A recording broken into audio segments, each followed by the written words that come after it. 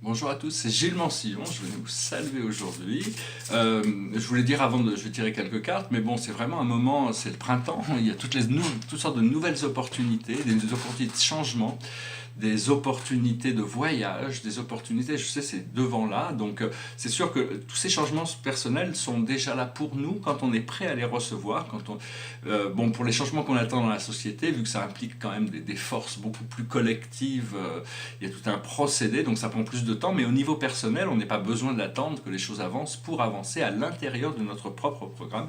C'est une question de prendre conscience de toutes les énergies qui sont en nous sans les juger et d'arriver à, à pouvoir devenir lucide. Donc la situation pour nous aujourd'hui, c'est le bonheur. C'est-à-dire, le bonheur ne doit pas dépendre de conditions externes. Ça doit être un principe de vie, un principe conscient, d'harmonie, qui fait qu'on choisit le bonheur à tout moment d'existence. On vit dans la gratitude et l'appréciation pour ce bonheur qui est en réalité éternel.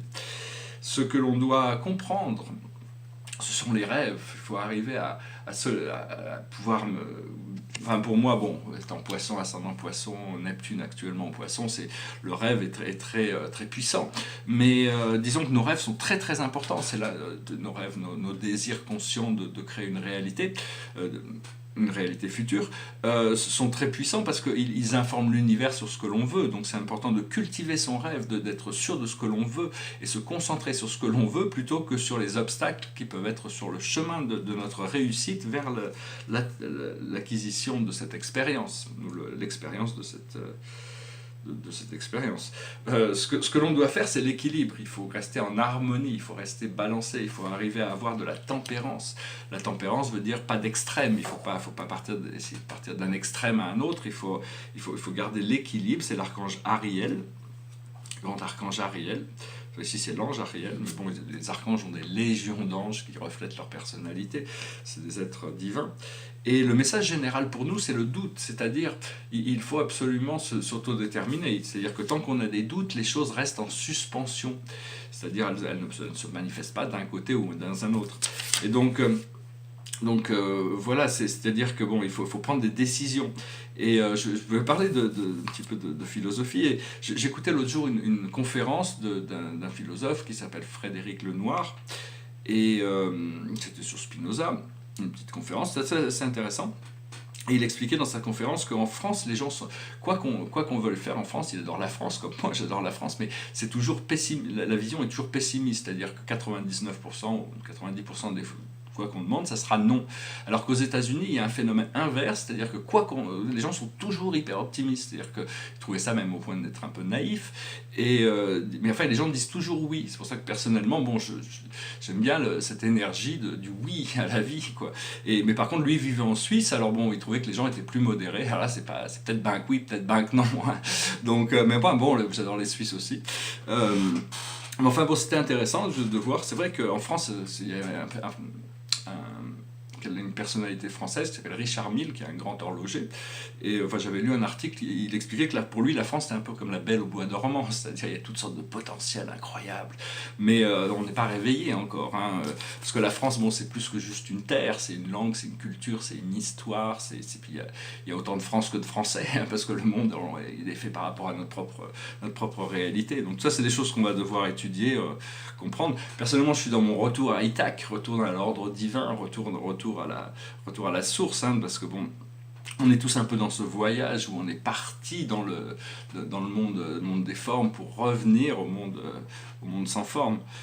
Et donc il faut apprendre à pardonner, parce qu'au plus on est généreux, le fait de pardonner, comme Jésus disait, d'aimer ses ennemis, ne veut pas dire qu'il faut s'entourer d'ennemis, comme dans le Parrain, gardez vos amis proches, vos ennemis encore plus proches, c'est pas du tout ça.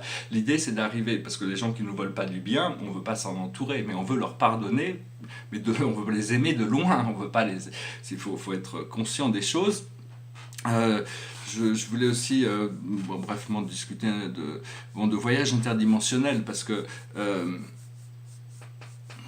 bon, c'est des choses qui vont devenir de plus en plus on va comprendre on est tous, en tant que création, on a tous le droit de voyager librement dans l'univers. On n'a pas appris la technique qui nous permet d'y arriver. Et donc, petit à petit, quand j'étais aux États-Unis, j'ai fait beaucoup d'initiations. Les gens étaient assez ouverts à ce genre de procéder pendant une demi-heure, trois quarts d'heure. On part dans un grand groupe, dans une autre dimension, puis après on partage nos expériences, on refait une autre expérience.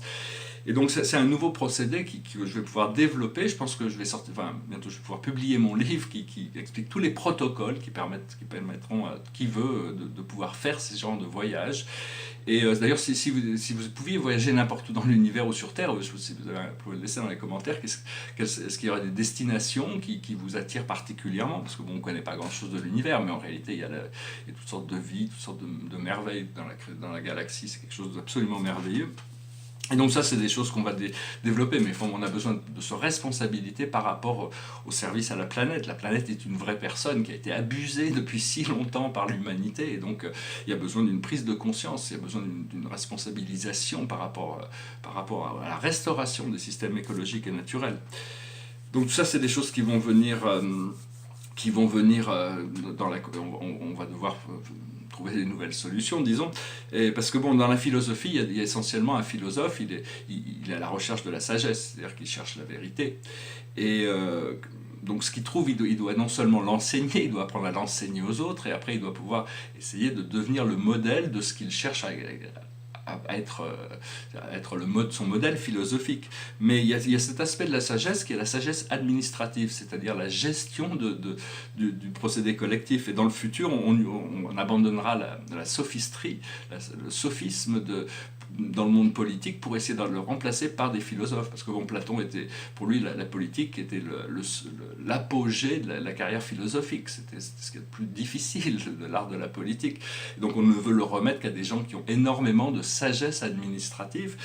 Et dans le futur, on va découvrir le groupe dynamique de fluide conscient pour arriver à faire bouger les choses de manière beaucoup plus rapide et beaucoup plus... et donc... voilà, c'est le discernement n'est pas le jugement, donc il faut commencer.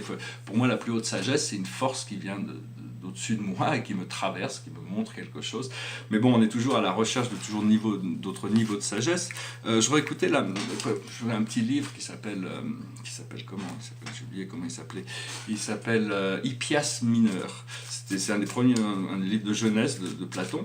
Et c'est intéressant parce que bon, Socrate, ce qu'il n'a pas intégré, parce qu'ils n'en avaient pas intégré à l'époque, c'est assez merveilleux parce que pour moi, Platon est un très très pédagogue. Il est là pour nous apprendre. Et Socrate est là pour mettre des pots de banane sous les pieds des gens parce qu'ils arrivent avec des connaissances. Et donc Socrate leur met des pots de banane un petit peu, et donc il est... Mais bon, il y a besoin un petit peu de ça, de remettre en question les croyances des gens. Seulement, il n'avait pas intégré Einstein, il n'avait pas intégré le concept de la relativité, parce que bon, beaucoup de ces dialogues platoniciens, on pourrait intervenir en disant, bon, on a intégré certaines choses, mais enfin bon, le monde s'élargit à chaque génération, à chaque siècle, à chaque millénium, jusqu'au jour... Enfin, il y a de l'espace encore pour grandir, parce qu'on connaît pas la Terre, on connaît pas la Terre intérieure, on connaît pas les plans supérieurs de l'atmosphère. Enfin bon, on commence un peu à envoyer des fusées, mais bon, on ne connaît pas grand-chose.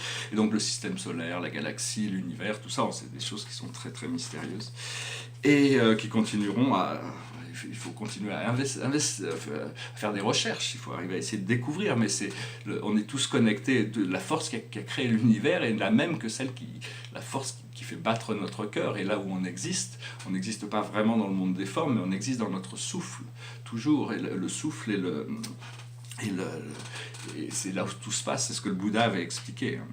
Donc voilà. Et donc je voulais dire aussi, on va parler de ça plus tard. Le tableau derrière moi, c'est un tableau sur les transcendantaux. C'est un tableau, c'est une sorte de pattern. Enfin bon, c'est des tableaux que je montrerai bientôt. On va finir par une petite chanson. C'est une chanson d'un grand auteur, compositeur, interprète, un des plus grands, quelqu'un de très gentil, beaucoup de talent, qui est plus là, mais c'est une chanson qu'on connaît tous et qui résume un peu philosophiquement un programme de... C'est tout un procédé philosophique, hein, tout un message philosophique, cette chanson. Ça s'appelle We Are the World, Michael Jackson et Lionel Richie. It goes like this. There comes a time when we heed a certain call, when the world must come together as one. There are people dying when it's time to lend a hand to life, the greatest gift of all. We can go on pretending day by day that somewhere someone will soon make a change. We are all part of God's great big family, and the truth, you know, love is all we need. We are the world, we are the children, we are the one that make a brighter day, so let's start giving. There's a choice we're making, we're saving our own life. It's true, we'll make a better day, just you and me. Send them your heart, so they'll know that someone cares, and their life will be stronger and free. As God has shown us, by turning stone to bread, and so we must all lend a helping hand.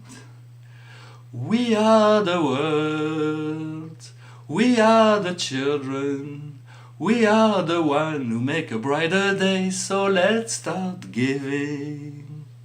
There's a choice we're making, we're saving our own life. It's true, we'll make a better day, just you and me. When you're down and out, there seems no hope at all. But if you just believe, there's no way you can fall. Well, let's realize that change can only come when we stand together as one.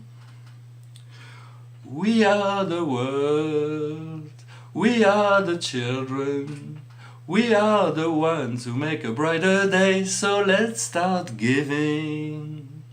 There's a choice we're making, we're saving our own life. It's true, we'll make a brighter day, just you and me. Voilà, je vous remercie. Ensemble, on va pouvoir faire une meilleure journée. Dernier petit conseil pour ceux qui... C'est un petit conseil d'un petit exercice de télétransportation dimensionnelle. Ce qu'il y a, c'est quand on s'assoit ou on se tient debout et on met nos mains vers le ciel et on se tourne vers le ciel et on demande aux anges de nous emmener, nous faire voir quelque chose. Donc, il faut toujours...